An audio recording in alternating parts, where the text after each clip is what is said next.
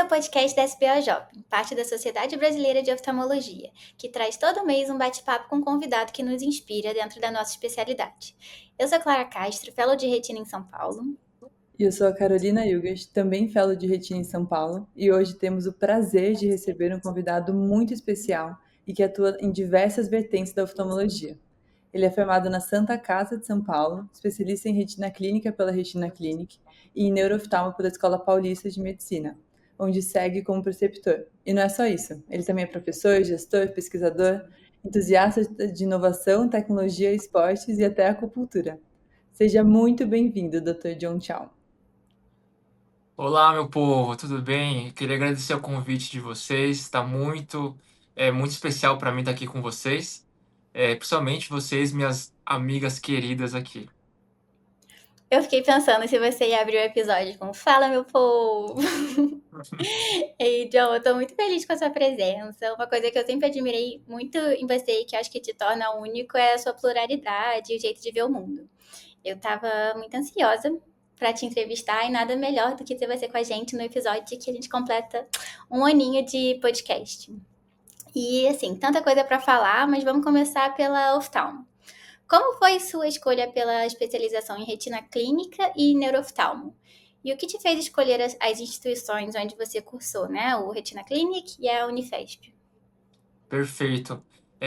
Acho que vale a pena pegar um pouquinho da história mais anterior, porque se conecta aí com outras escolhas, né? Que vocês querem saber.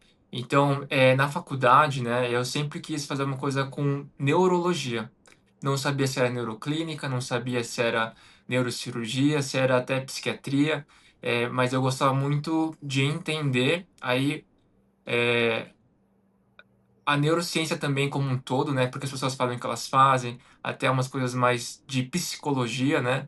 E aí, depois passando pelas cadeiras clínicas, eu vi que às vezes não era bem o dia a dia que eu queria, né? Então, quando eu até falo com os alunos de medicina, né? Eu falo assim, olha, gente, vocês têm que escolher uma especialidade, sim, pelo que vocês entendem como interessante para vocês, mas também você tem que ver como que é o dia a dia deles, né? Quais são os pacientes que eles atendem, como é que é a rotina, se é cirurgia muito complexa em hospital ou ambulatorial, se é consultório o dia inteiro, se vai para o hospital ou não, entender aí quais são os tipos de paciente, né? O que que é o dia a dia desse profissional, e o que que você pode fazer por ele, né? Acho que isso que depois você entende o que que faz sentido para sua carreira, né? E aí, quando eu passei pelas cadeiras de neurologia e neurocirurgia, eu vi que não era muito bem o que eu queria, porque, assim como vocês sabem, né, o tecido nervoso é muito sensível, então, às vezes é difícil a gente ter alguma coisa muito mais resolutiva e intervencionista para algumas coisas, né? Muitas coisas, sim, a gente já avançou bastante na medicina como um todo, né? Mas isso me deixava com um pouco o pé atrás, né? Então ficou isso, assim, essa vontade de fazer uma coisa com neuro latente, assim, aqui nesse ponto, né? Até que em algum momento eu conheci oftalmo, né? Eu não tenho ninguém na família médico, ninguém na família oftalmo até então, né? Então era um mundo desconhecido para mim. E como vocês sabem, a maioria das pessoas tem muito pouco contato. A não ser que tenham familiares oftalmos, é muito difícil você ir ter muita proatividade lá conhecer, né? Então, quando eu conheci, aí eu me apaixonei pela especialidade, porque eu vi assim que era uma especialidade muito interessante no sentido clínico-cirúrgico, tinha muita tecnologia envolvida, que muita gente vê isso como uma crítica negativa, né? Porque às vezes depende de equipamentos, tal, incomoda algumas pessoas, mas eu vejo isso pelo contrário, eu vejo assim, olha só quanto que a gente conseguiu avançar aqui com a tecnologia em vários termos diagnósticos e acompanhamento com o paciente, né?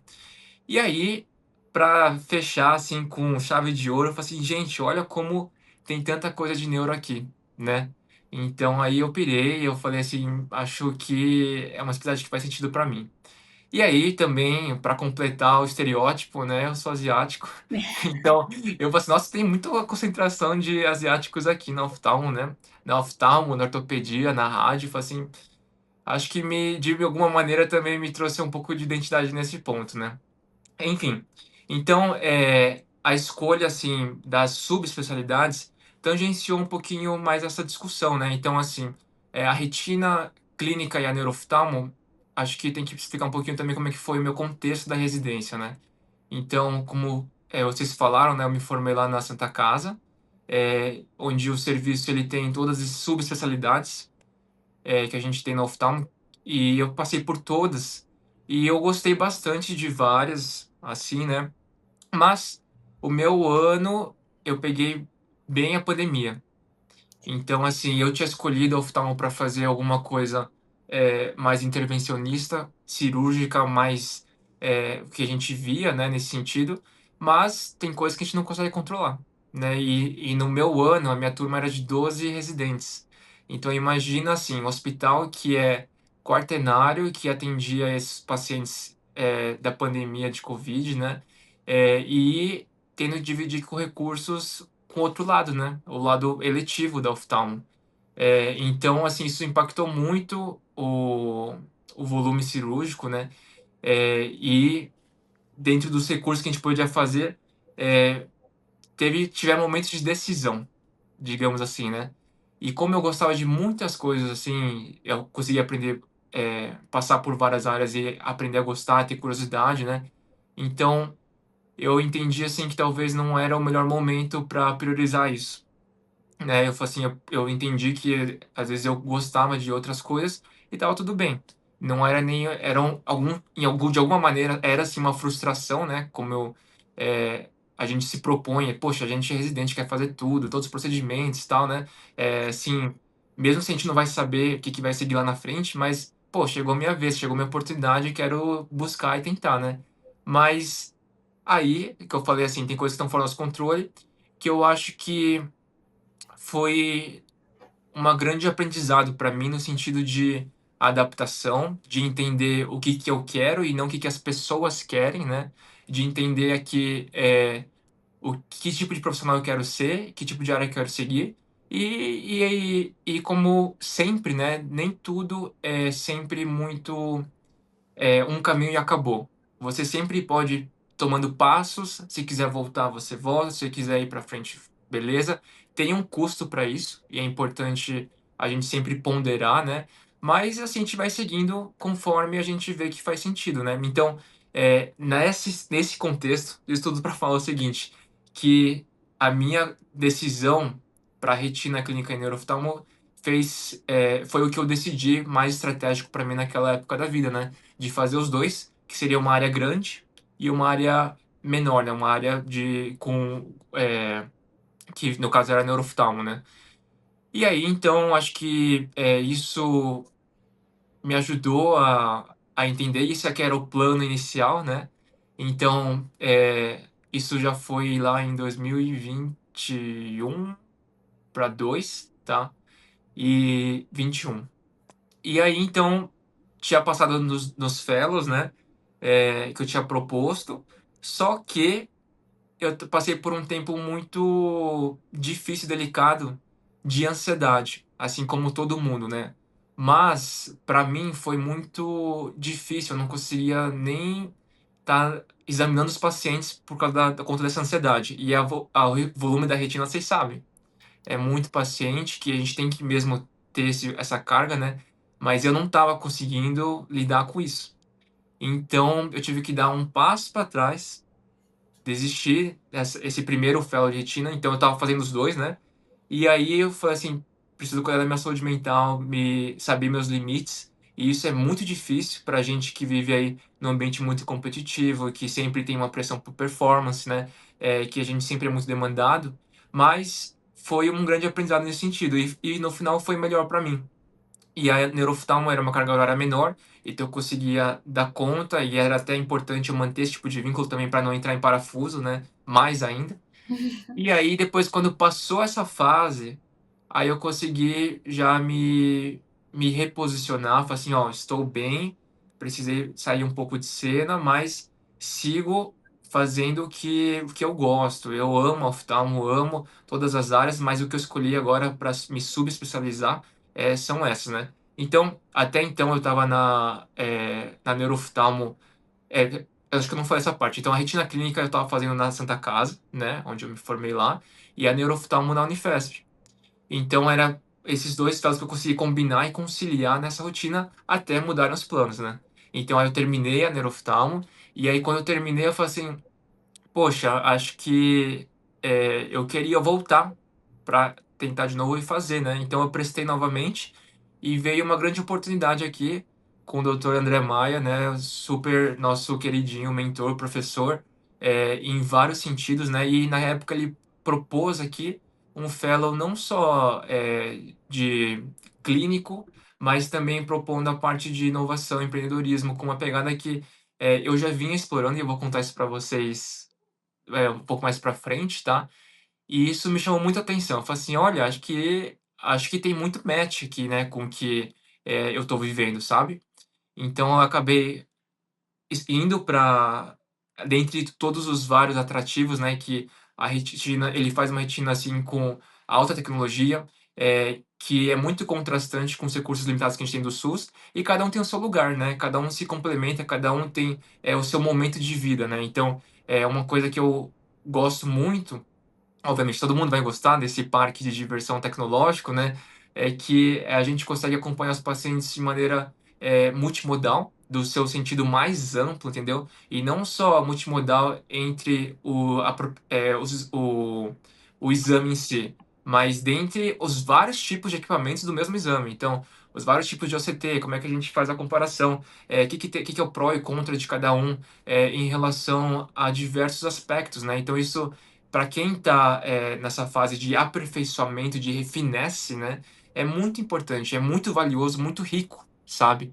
Então, isso me atrai entre, de novo, vários outros pontos, isso aqui me atraiu muito, né, e me ajudou a, com certeza, ser o melhor profissional e ter, insights, assim, que às vezes eu não teria em outras situações. Então, são vários pontos, tá, mas eu selecionei um pouquinho desses para contar um pouco para vocês nesse sentido, né. Que mais? Acho que mais isso, assim, é sobre a escolha das subespecialidades. E aqui eu acho que é legal contar o seguinte, igual eu falei assim: "Olha, toda a fase de transição sempre é uma escolha e uma não escolha. Quando você escolhe uma coisa, você tá negando todas as outras, né. Então, isso às vezes causa muita ansiedade para as pessoas. Isso causa muito o que a gente chama de paradoxo da escolha, né. Tem tantas opções, tantos lugares, qual que é o melhor? E às vezes a gente se sente paralisado pela situação. Muitas vezes a gente só vai não vai ter tantas opções para escolher de aprovação, né, mas só o fato de você pensar isso, né, já causa muita dificuldade pra gente, pra nossa geração, sabe. Então, aqui tem depois vocês vão ouvir um pouco mais da minha história, mas eu acho que o que eu peguei desse aprendizado aqui é isso que eu falei pra vocês. Olha, um passo de cada vez. Vamos priorizar sempre a nossa saúde, saber reconhecer nossos limites. Tem toda a questão de contexto que a gente vive profissional, que é importante para empurrar a gente a sempre seguir, para a gente sair da zona de conforto, mas também tem um limite para isso, gente, entendeu? A gente tem que saber escolher nossas lutas. E aí, principalmente, uma coisa que eu já conversei uma vez com vocês, é o seguinte, viver conhece a ti mesmo. Ou seja, o que que eu quero? Muitas vezes a gente vive o sonho dos outros, que é legal para ter referência, é bom para a gente entender, onde que a gente está, se a gente se compara com o outro, olha, me parece um pouco mais com esse perfil, esse com o outro, às vezes nem tanto, mas isso não pode ser o critério maior para você decidir uma coisa: "Ah, minha família todo mundo é desse jeito", fala assim: "Então eu vou seguir desse jeito".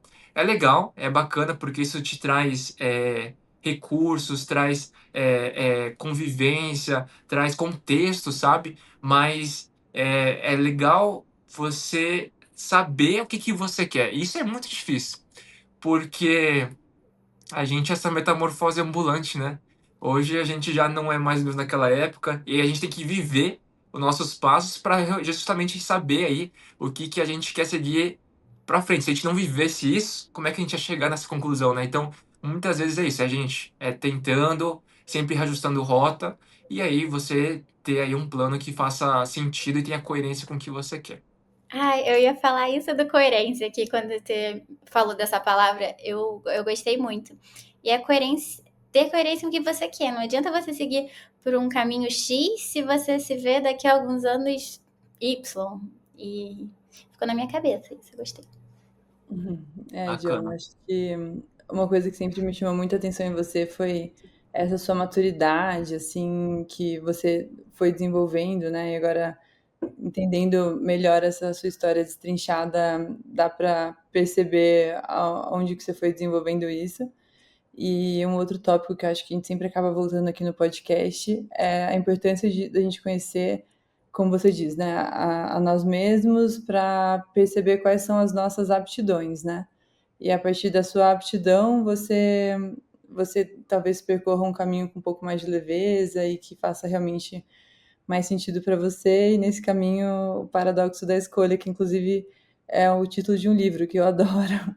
É, sim. É um livro de capinha amarela que fala sobre como a diversidade de opções atrapalha a nossa vida. Então, o autor defende isso, assim, o mínimo de escolhas que a gente precisar fazer na nossa vida, o melhor, porque isso ocupa um espaço mental, isso gera algum tipo de sofrimento para uma escolha que muitas vezes não vai mudar grandemente o desfecho, assim, mas vai te causar algum desconforto. Óbvio que a gente não está falando de escolhas profissionais, né? Mas eles ocupam esse espaço mental.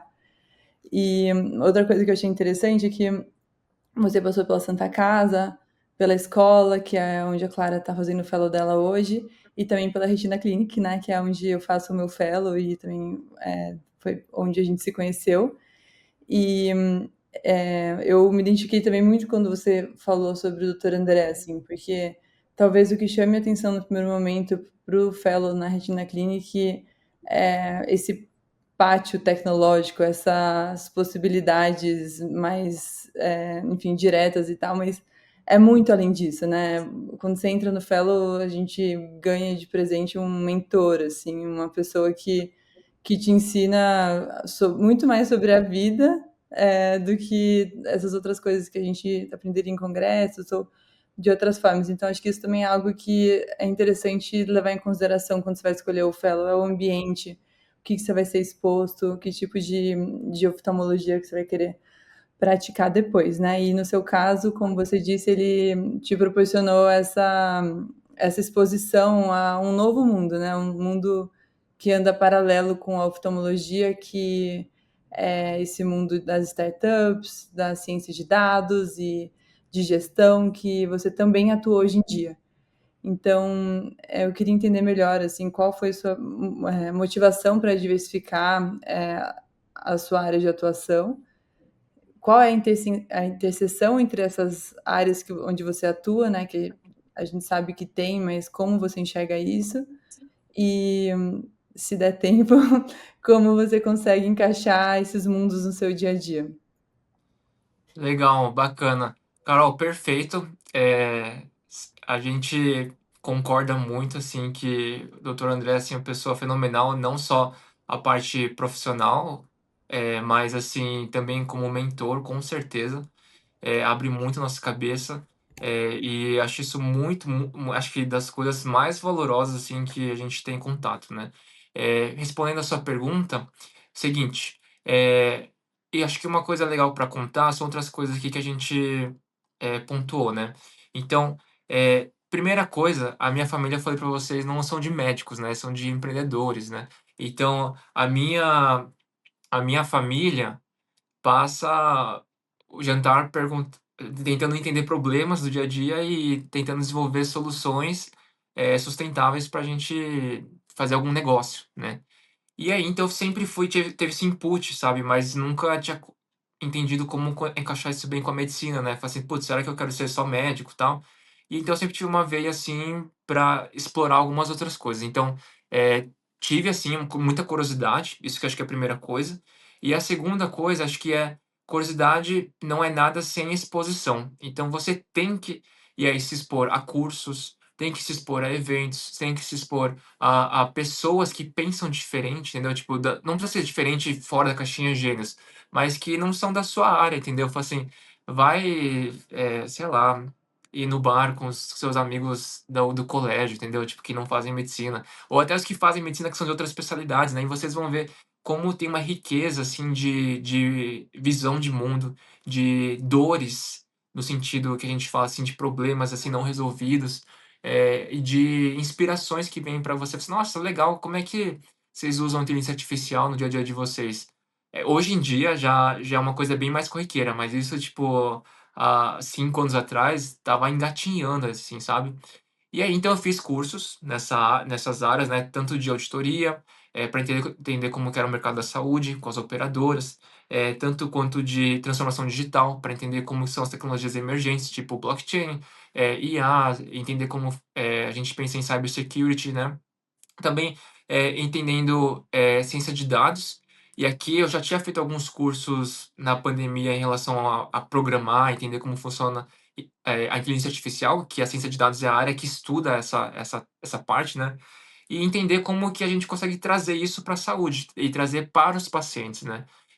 Será que isso é só hype? Será que isso está muito longe do nosso, assim, por que todo mundo fala disso aqui e não chega? E até então o papo era esse, né, a gente não tinha comprovação ainda de como isso era tangível no nosso dia a dia, né. Então hoje a gente tem várias soluções aqui na oftalmo, com análise aqui de parâmetros que a gente às vezes nem tinha noção de que era capaz de fazer esse tipo de acompanhamento, né, ou ainda, por exemplo, no dia a dia do paciente com o médico, né, então, soluções para agendamento, soluções para transcrever coisas do prontuário, né, então são coisas que a gente avançou muito nesses pontos, né. Então, assim, veio muita coisa, assim, de querer se expor, de diversas maneiras, uma coisa mais formal com curso, ou coisas mais informais, né, e aí foram tendo oportunidades a partir disso, né, então uma coisa foi puxando a outra. Então eu participei muito de hackathons, que são competições que a gente tenta entender um problema, aqui nessas competições eram para a saúde, né, e desenvolver uma solução com equipes multidisciplinares, aí não necessariamente da saúde, então tinha advogados, engenheiros, pessoas com contextos diferentes, né, talentos diferentes, aptidões diferentes, e trazer uma solução, assim, que fizesse sentido. Isso era muito lúdico, de jogo, assim mesmo, né, mas isso também é o embrião para tornar dar um impulso para ideias serem desenvolvidas, né. Então eu tive a oportunidade de participar e ser premiado. Então uma das coisas que a gente desenvolveu foi uma solução, eh, de IA para uma assistente de glaucoma. Então vocês sabem do dia a dia, né, que pacientes com glaucoma têm um grande desafio, que é pingar colírio todo dia.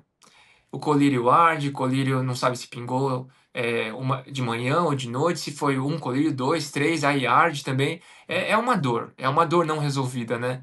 Então, o que que o médico pode fazer além da prescrição, além de acolher, além de escrever na receita, né. Pô, o médico tem a expertise, a sagacidade do dia a dia de ouvir esses pacientes e saber: "Poxa, acho que se eu desenvolver uma inteligência artificial que entende o comportamento, dos pacientes, né, por exemplo, o horário que ele acorda, o horário que ele dorme, quando que é o melhor momento para trazer um alarme para ele". Então o que eu quero dizer é o seguinte, então acho que vocês sabem, né, no celular de vocês, quando vocês vão para o trabalho, vocês têm uma rotina, ele já sugere, assim: "Você está indo para o trabalho?". Aí já por quê? Porque existe uma grande captação de dados aqui, que prevêem a previsibilidade do seu comportamento. Então, será que a gente pode fazer uma coisa assim para o glaucoma, para lembrar o paciente lembrar o colírio? Por exemplo, quando a gente foi validar isso, a gente falou assim: "Olha, gente, não faz sentido você colocar 7 horas todo dia para o paciente pingar o colírio". Por quê? Na segunda-feira ele tá lá pegando o ônibus, ele não vai pegar o colírio dele e pingar no ônibus lá tudo movimentando, né, com um monte de gente lá espremida. Você tem que lembrar ele 7h15, que é quando ele vai chegar lá no trabalho dele e vai bater o ponto.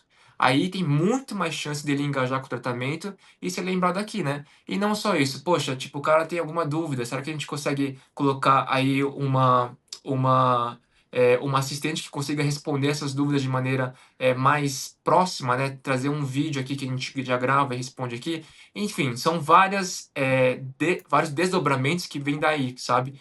Então, eu comecei a criar muito gosto por isso, de entender que a gente como médico consegue ajudar não só na parte de cara a cara com o paciente, mas desenvolvendo soluções que vão estar lá imerso com ele, sabe. E aí eu acho que, fez muito sentido, e aí depois fui tendo oportunidades, para trabalhar, por exemplo, na Sul-América, que eu fui no consultor lá de projetos especiais, né, e trazer essa mesma visão. O que que a gente tem de problema, o que que a gente pode pensar de solução, quem são as pessoas envolvidas, como é que a gente traz isso valor para todo mundo, né. E aqui não de uma maneira, capitalista selvagem, né, mas assim, uma maneira que seja coerente com quem faz parte desse problema, né. Então acho que foi muito, nesse sentido, tá, que acho que acabou, vindo. E aqui eu vou trazer mais um insight, assim, sobre carreira, né.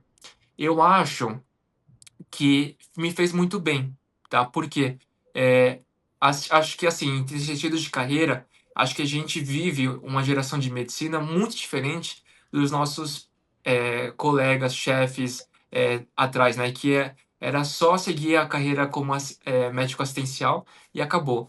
E não aqui falando por frustração ou falta de opção, né, mas falando, assim, como uma coisa legal. Como trabalhar, como eu falei para vocês, né, tipo assim, trabalhar com gestão também é um jeito de a gente ganhar dinheiro, porque a gente tem que pensar isso também, né. E aí diversificar nossa renda e entender como que a gente consegue ser dinâmico na nossa rotina e trazer motivação, alegria de viver, alegria de trabalhar, né. Então são vários estresses, sim, mas estresses diferentes e que podem se complementar, né. Então nesse sentido, eu acho que isso que é legal e é bacana. Então foi assim que eu comecei a me envolver, assim onde mais ou menos eu tô, né, e eu acho que é legal trazer isso pra geração mais nova, que é possível, sabe, trazer referência, sabe?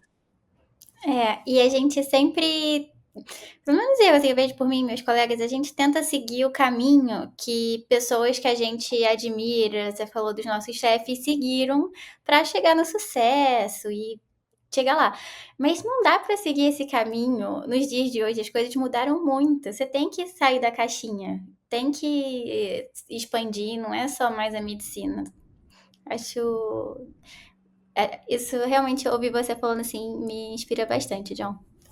Ô, Clarinha, deixa eu só te pontuar aqui, que eu acho que é uma coisa que complementa também o que você está falando, é o seguinte, eh, acho que isso também não deve gerar uma ansiedade, na gente, né, tem que ser uma coisa que: "Pô, existe esse caminho, acho que vou ver, vou explorar aqui", entendeu? Não tem que ser uma obrigação: "Nossa, eu preciso fazer isso, porque se eu não fizer isso, eu não vou conseguir XYZ, vou ser um fracassado, nã-nã-nã". Não, não é isso, você tem que fazer uma coisa que é coerente com o seu interesse, que é uma coisa coerente com o seu contexto, entendeu? Então, é só abrir a cabeça pra explorar, não ter preguiça, entendeu? Tipo, tudo vai ser um esforço, gente. Então tem que ser uma coisa agradável, entendeu? Tem que uma coisa que você vai curtir a jornada, sabe? Então é isso. Acho que é legal complementar isso. E, John, você explicou pra gente qual foi o caminho que você trilhou para se inserir nesse meio que não é um meio muito médico, cartesiano e óbvio. E quais os desafios que você enxerga para os jovens oftalmos ou jovens médicos que também gostariam de ir para esse mundo um pouco mais corporativo, mas sem perder esse adiantamento que eles poderiam ter pela profissão deles? Qual seria Perfeito. um caminho que você acha que seria também possível? Olha, eu acho que assim, e comigo foi assim, tá? Primeira coisa que a gente sempre tem que garantir é o melhor atendimento para o paciente. Então, independente se você quer ir para uma área de gestão, você tem que ser um ótimo profissional para o paciente. Tá, e porque isso é o nosso a nossa prioridade, tá.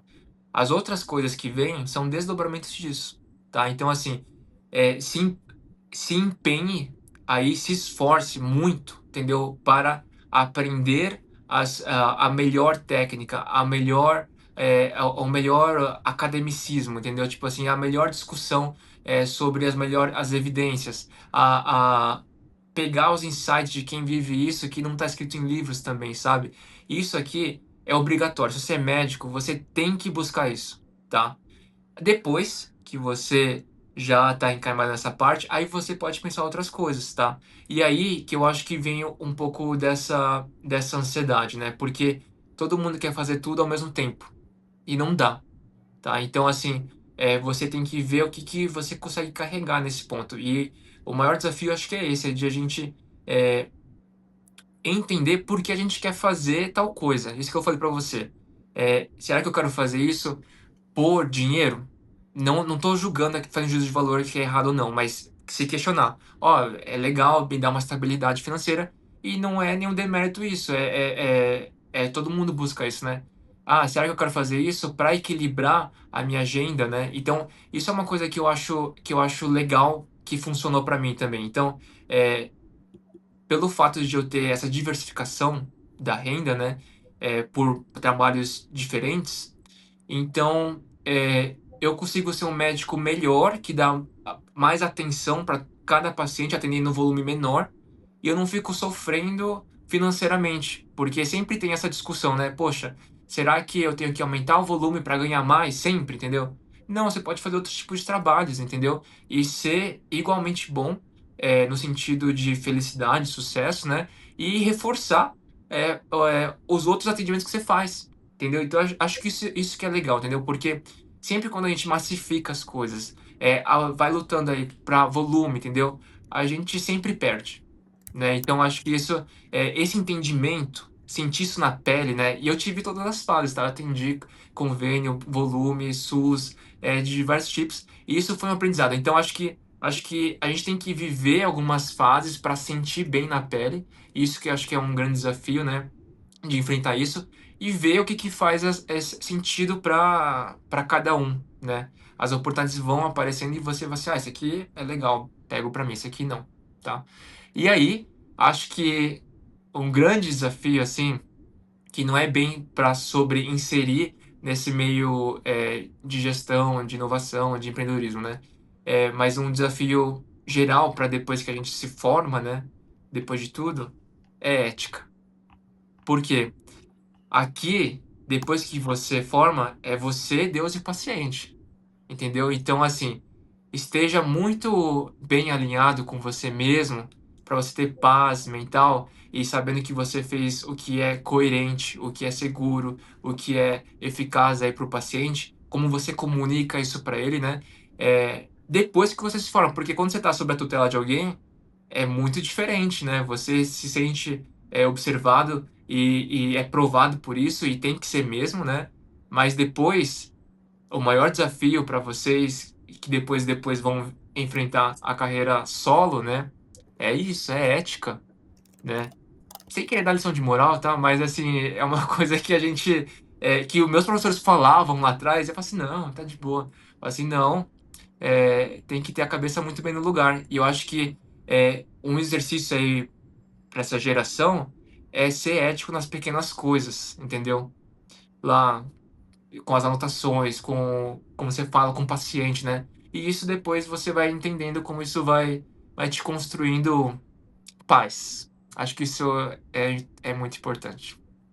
Com certeza, John. E Sim, eu acho que o que você comentou vai muito de encontro com o que a Clara falou, né? Que não dá para a gente fazer as mesmas coisas que os nossos professores fizeram ou que outras referências que hoje são os nossos mentores fizeram. E o que você também falou é a importância da exposição para você amplificar o seu repertório. E não só para você entender no que você é bom, mas para você conseguir desenvolver essas habilidades e lá na frente conectar os pontos, né? Eu fico perfeito. lembrando dessas referências, né? Mas acho que todo mundo já assistiu aqueles cursos do Steve Jobs, que ele fala sobre connecting the dots. Então, sobre como as experiências que ele teve, enfim, ele fez uma aula aleatória de caligrafia em Stanford, tipo, isso foi um super diferencial mais para frente da Apple, que tinha uma estética muito mais agradável do que a da principal competidora deles e tudo mais. E nesse cenário que a gente comenta também nos outros episódios, a gente falou sobre o mercado de hoje no episódio com a doutora Carolina Grastelli, que foi excelente, nesse cenário de verticalização, nesse cenário de mais oftalmologistas, de pessoas fazendo coisas diferentes, captando o paciente de formas diferentes, acho que nunca fez tanto sentido prestar muita atenção para conseguir realmente traçar o caminho que seja mais confortável e no meio disso, obviamente, tranquilo com a consciência, colocando a cabecinha no travesseiro, sabendo que você fez o melhor pelo paciente e que isso também volta para você de alguma forma, né? Perfeito. Carol, te complementando nesse ponto também, eu gosto daquela frase que fala que você é a média das pessoas que estão ao seu redor, né? Eu não sei, 3, 5, sei lá, tanto faz, mas a ideia é essa, né? Então, conviva com outras pessoas para a gente diversificar essa experiência, né? Não precisa ser sempre, né? Mas fazer umas coisas meio aleatórias no sentido saudável é sempre bem-vindo, né? E outra coisa também eu vi assistir uma palestra falando assim, cara, é, como é que você sabe que você não é uma velejadora nata? Ora, se eu nunca fui velejar, como é que eu vou saber se eu sei ou não sei, né? Lógico, existem competências, habilidades comuns a outras coisas que às vezes você vai suspeitando, né? Tipo assim, a habilidade de se ficar em pé no barco, sei lá, ou entender como funciona o vento, ou mexer lá no negócio tal, tal, física, entendeu? Sabe? Tipo assim, beleza, ok. Mas se você nunca entrou num barco lá, entendeu? Ou seja, você nunca se expôs à situação, como é que você sabe que você não vai gostar ou que você não vai ter aptidão, né? Como é que um desenhista vai saber que ele não é um Monet, entendeu? Se ele nunca encostou num pincel ou num lápis, sabe?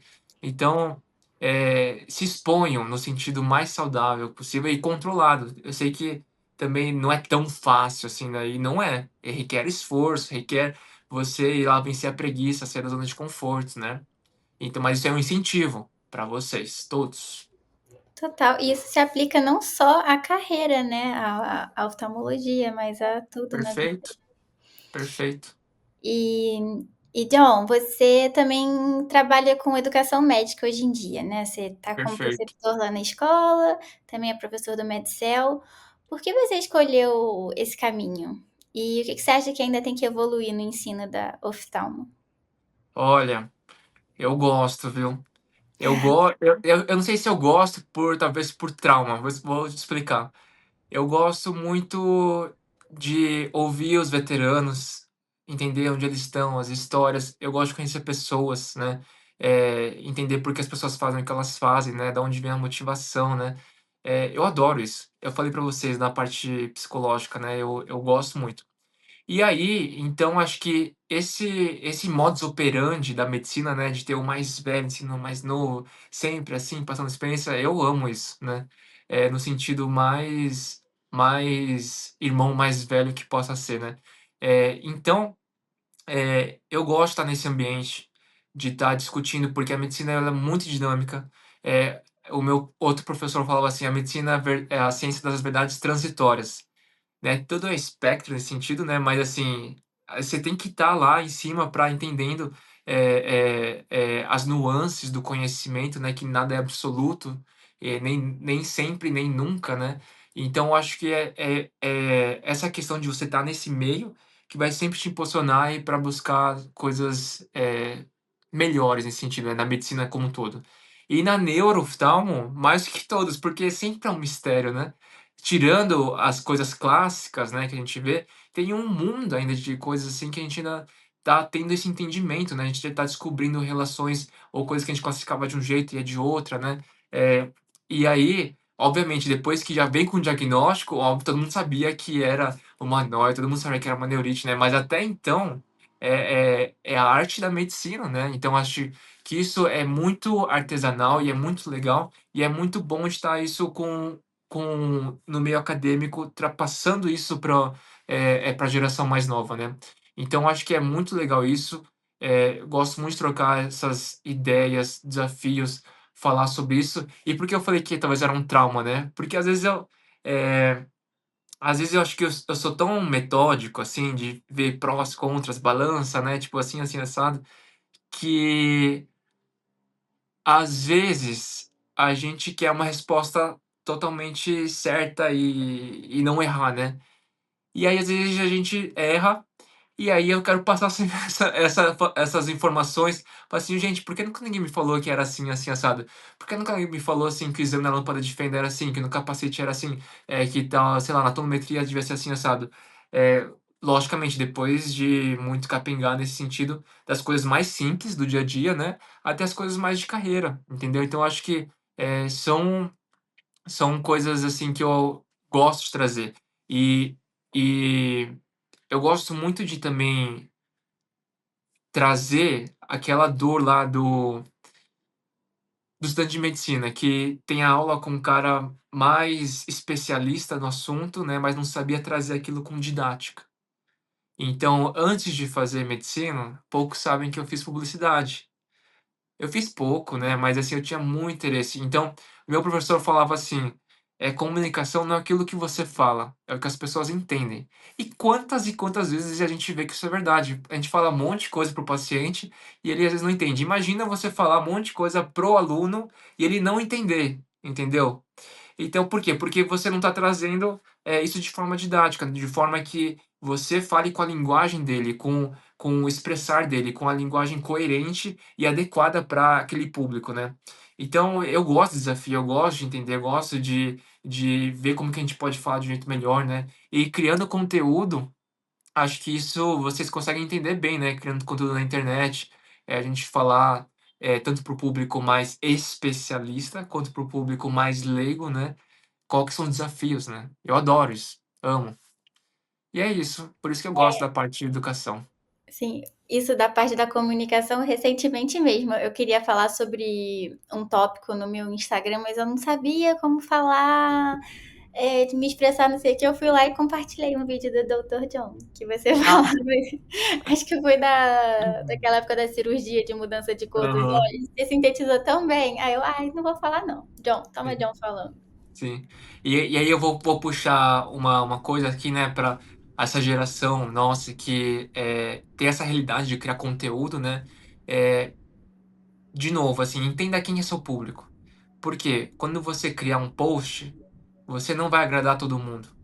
Você tem que entender quem é o público-alvo, para quem que você está falando. Se você for, super técnico, você está falando para classe médica. Mas se não for esse propósito, vai atingir o paciente e ele não vai entender nada. E vice-versa também. Fala assim: "Poxa, mas John, se eu não for técnico, tem aquele caso de exceção que não é bem assim, que o glaucoma é desse jeito, não é só pressão alta, que tem essa". A gente sabe sim, mas a gente tem que falar de uma maneira eficaz e segura para o público leigo, sem ferir aqui princípios que são importantíssimos para fundamentação de conceitos e definições da medicina, né. Então, acho que esse é o desafio. Então, o meu conselho, né, é sempre entenda o seu público, entenda o objetivo, e aí, infelizmente, a gente não vai agradar todo mundo, né, mas são escolhas e faz todo sentido, sabe. Então, eh, nesse caso aqui que você falou, né, sobre a mudança do cor dos olhos, né, tinha que falar com o público mais leigo, então tem que mostrar onde que é, como que é a córnea, eu sei como que ela é histologicamente, mas eu tenho que falar para o leigo, né, então eu tenho que falar que é tipo um vidro do relógio da frente, entendeu? Tipo, lógico, entendeu? Então puxar isso pro dia a dia, sabe? É isso, eu adoro isso, amo. E você faz muito John, bem, John. sim, isso que eu ia falar. Acho que você faz muito bem. Acho que o seu Instagram, inclusive, para quem não conhece, arroba Dr. John é um sucesso. Tem pensatas, tem Aham, várias, enfim, acho que você aborda esses temas, como a Clara comentou, de que rodam assim de uma forma com propriedade, mas ao mesmo tempo acessível. Acho que isso é um desafio muito grande. E tem uns 10 tópicos que eu e a Clara a gente queria conversar com você hoje aqui, né? perfeito. A Vamos. gente queria muito, enfim, que você falasse também sobre essas suas outras facetas da acupuntura, da oftalmologia do esporte, como que você lida com tudo isso, mas a gente acabou tendo que reduzir um pouquinho e acho que esses tópicos você também fala um pouco no seu Instagram, então para quem tiver curiosidade em dar uma olhada nesse aspecto. Mas seguindo essa linha de dicas que você dá super bem, acho que uma dor de 100% das pessoas, mesmo as pessoas que saem já empregadas, mesmo as pessoas que já têm outros caminhos dentro da oftalmologia com possibilidades e tudo mais. Acho que todo mundo quer entender como é você abrir um consultório, literalmente uma porta de algum lugar, colocar seu nome e esperar que as pessoas venham, como é isso, sabe? É, se você puder também comentar, que eu acho que você sabe muito melhor do que a gente, essa parte dos convênios. Eu, se não me engano, acho que você atende mais particular, mas essa parte dos convênios que é muito difícil você entrar.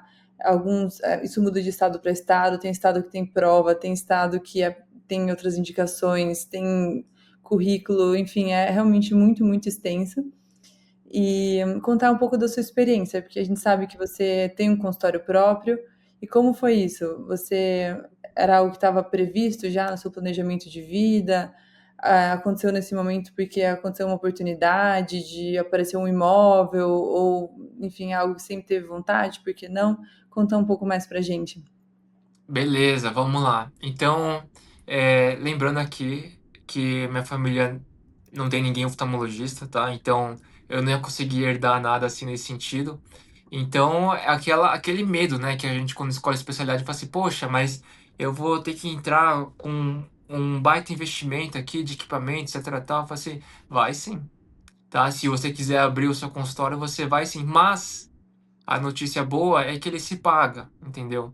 Ele se paga. Então, a questão é a gente ter um planejamento e sempre revisar esse planejamento, né? Então, nos vários sentidos, né? Então, para mim, eu tracei o mesmo história do que todo residente nesse sentido, né? Tipo assim, então, como eu falei para vocês, atendi muito convênio, nos vários formatos, em vários lugares, entendendo o que que era o atendimento proposto nesses lugares, né? Eh, e aqui também, na parte de SUS também, fazendo também ações voluntárias também. Então, vários cenários diferentes, assim, que eu acho que me deu uma boa noção do que é o atendimento oftalmológico, dependendo de cada ambiente, tá? E aí, sempre tendo a máxima, vou entregar sempre o melhor para o meu paciente. Só que eu sei que a gente sempre tem que equilibrar os dois lados. Então, assim, para aquilo que é proposto, eu vou entregar o melhor que é possível. Então, aqui não tem desculpa para as pessoas, né, os nossos colegas, né, e falar assim, ah, mas eu tenho que atender X por hora, entendeu? Eu falo assim, você está se submetendo a isso, você vai ter que entregar o melhor, vai ter que entregar aqui não só a melhor parte técnica, mas também ao melhor empatia e acolhimento, sabe. Então acho que isso também é fundamental, que logicamente requer, uma desenvoltura, mas é totalmente possível. Agora a questão é a seguinte: você quer fazer isso para sempre? Você quer fazer isso na situação XYZ? E aí a resposta é de cada um, porque tem gente que quer, tem gente que não liga, tem gente que tem outras questões aqui na mesa, né, que são importantes, mas acho que sempre que eu falei para vocês, o eixo central é o paciente. Então, na linha de prioridades, tem que sempre revisar essa parte, né. E aí, a partir daí, você vai encaixando os outros raciocínios que você vai entendendo que fazem sentido. Então, para mim, depois de viver essa fase, né, depois de entrar na subespecialidade, principalmente da neurooftalmo em si, né, eu entendi que não era coerente eu fazer um atendimento aqui de neurooftalmo que a primeira consulta, no mínimo, é 1 hora, entendeu? E tá dentro do ambiente do convênio. Não era sustentável, né? E eu não tinha nenhuma margem, assim, para que isso fosse viável, entendeu? Se eu quisesse trazer o melhor atendimento desse jeito, para mim, no formato que tem que ser, teria que ser particular. E aí isso foi maturando, obviamente. É, ninguém faz isso assim, poxa, formei, vou abrir, entendeu? Não, não é assim. Tem todo um processo. Poxa, será que eu tenho paciente? Será que as pessoas vão vir? Será que vou ficar endividado para sempre, né? Tipo assim. Então, assim, tem um planejamento de entender eh, como que é a sua captação. E aqui são coisas que a faculdade e a residência não te ensinam, né? Então acho que é super importante entender o que que é proposta de valor para o seu atendimento, para que público você está falando, como é que funciona a precificação, como é que é a demanda no seu ambiente, né, na sua cidade, né, na sua região, né. E aí, chega no momento que você fala assim: "Poxa", junta várias coisas, né, tipo assim: "Ah, acho que agora, depois desses tempos, né, acho que faz sentido eu tentar". E aqui tentar é com a cara e a coragem mesmo, né. Não tem receita certa, né, existem coisas que a gente vai e ajuda. O Instagram ama fazer sedução de caminhos fáceis, né, de acalentar esse coração que tá sedento por um golpe, entendeu. Mas, vocês sabem gente, não tem caminho fácil. Todo mundo, obviamente só vai, trazer aqui as vitórias, né, e às vezes tem vergonha das frustrações, mas eu não tenho vergonha de falar pra vocês não, entendeu? Tipo assim, é difícil sim, requer planejamento, requer aí você revisar toda hora, requer aí, se você precisar até de alguém mais profissional nessa parte para te dar suporte, porque realmente a gente não tem essa formação, mas eu fui buscar muita coisa desse sentido, né, de gestão em si. Então, isso me ajudou bastante, mas a experiência prática mesmo, entendeu? São outros 500 também. Então, em algum momento, eu vi que fazia sentido para mim, tanto da parte técnica, e da parte assim, técnica no sentido do que eu quero fornecer para o meu paciente, né, da parte financeira, falei assim: "Agora estou pronto para tentar". Vai ter sucesso? Não sei, mas quero tentar. E aí também um planejamento para comprar equipamentos e eu fiz, assim, compras, assim, já de anos atrás, já planejando assim, ó, cada ano vou comprar uma coisa, tã meio parcelado assim, né. Então, falei assim: "Ó gente, acho que chegou a hora, chegou a hora". E aí, fez total sentido ser aí em um momento específico da minha vida. Eu falei assim: "Então, agora vamos tentar". E aí a gente vai reavaliando aí todo o tempo, tá. Então, só que eu sei também que isso não é para todo mundo. Tenho certeza absoluta que não é para todo mundo. Tem gente que vai preferir trabalhar em um consultório de alguém, tá, e tá tudo bem. Que assim foi assim para mim por muito tempo.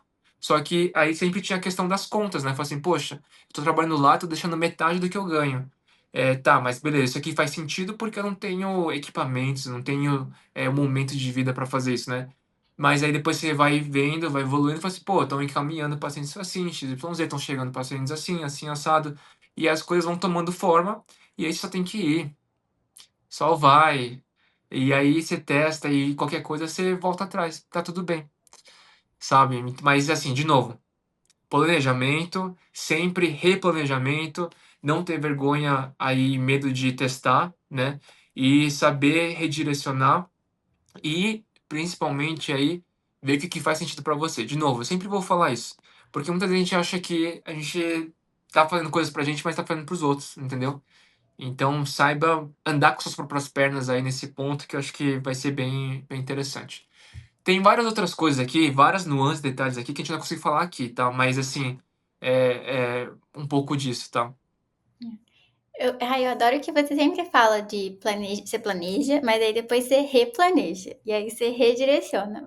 Porque é muito difícil sair com igual esperado no início, né.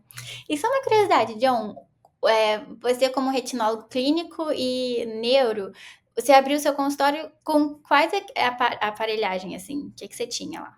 O básico do básico.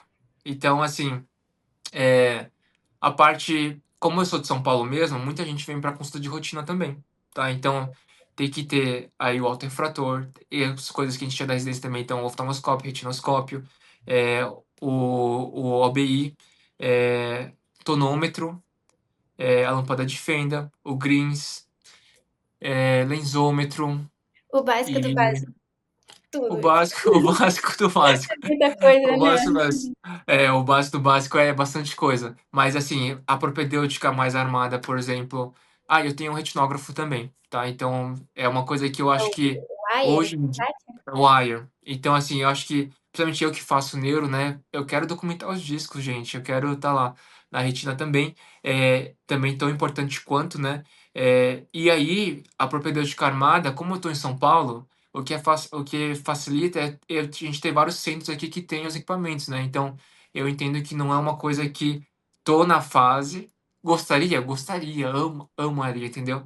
Mas assim, uma coisa de cada vez, um sonho de cada vez, né? Então, o básico do básico funciona e é super funcional, entendeu?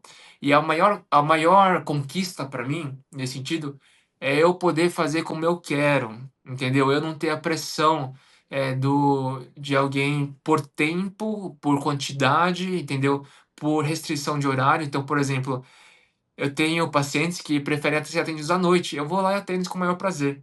No fim de semana também, falo assim, pô, tô indo lá, entendeu? Logicamente, tem todo uma questão que a gente tem que pensar, entendeu?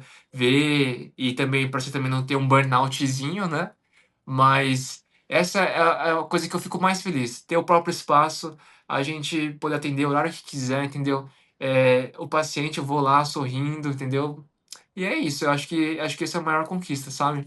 Gosto. Eu amei, John. Foi muito bom conversar com você. E eu sempre amo as nossas conversas, então estou muito feliz que as outras pessoas vão ter a oportunidade de ouvir todas as maravilhas que você tem para falar e despertar esses pensamentos. Obrigada, John, pela presença. Obrigado, meu povo, pelo convite. Sempre é um prazer estar aqui falando com vocês, e trazer um pouco dessa experiência que eu sei que vai ressoar aí para muita gente, porque não é fácil. Nada é fácil, gente, mas a gente tem que ir aos pouquinhos e eu deixo aberto aí, vocês já falaram no meu Instagram para se comunicarem comigo, trocar uma ideia. Eu adoro e a gente vai batendo bola a partir daí. Muito obrigado e nos vemos na próxima. Obrigada, John. Foi realmente muito especial, como a Clarinha comentou. E queria convidar quem está nos ouvindo a dar uma olhadinha nos episódios anteriores. Acho que esse foi bem complementar aos outros. A gente não tinha conversado ainda sobre essas partes mais iniciais de uma forma tão acessível, vamos dizer assim, tão empática. E acho que eles se complementam. Então, deem uma olhadinha aí nos anteriores, que eu tenho certeza que vocês também vão gostar.